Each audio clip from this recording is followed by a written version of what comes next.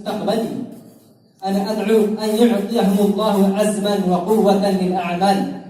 الآن قبل أن نختتم أعمال البرنامج نريد أن نحصل على قيود الأساتذة الكرام، فنلتمس أولا من صاحب الفضيلة المقري محمد سهيل المظاهري أن يقوم بخطابة القيد.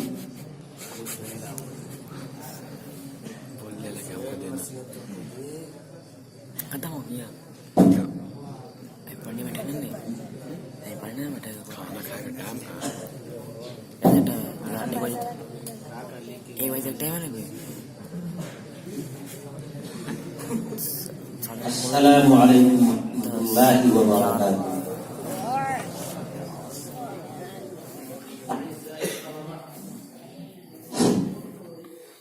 أعزائي الطلبة، يسرني أن ألفت نظرتكم إلى بعض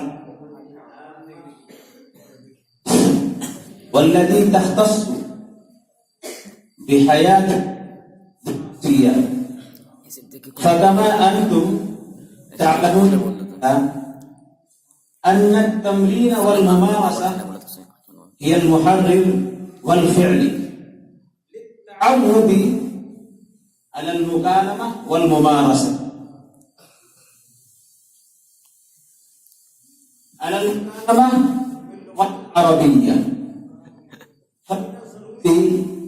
لكم أن لا تستحيون بالتكلم باللغة العربية. الأمر الثاني، حكماء التدريس أن الوقت الأنسب لحفظ هو بعد صلاة المغرب، فلا تمزون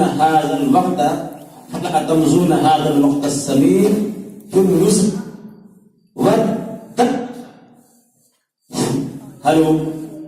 والدردشة. الأمر الثالث، أعتقد أنكم أيها الطلاب فهمتم؟ نعم سمعت.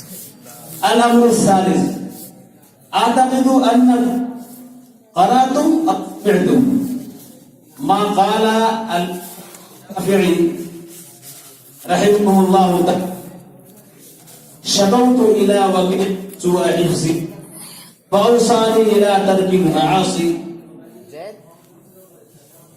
شكوت إلى وكيع سوء حفظي فأوصاني إلى ترك المعاصي.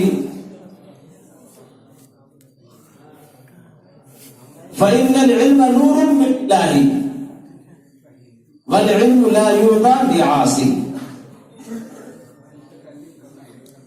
فقط السلام عليكم ورحمة الله وبركاته. أنا أشكرك شكرا جزيلا. أحسنت.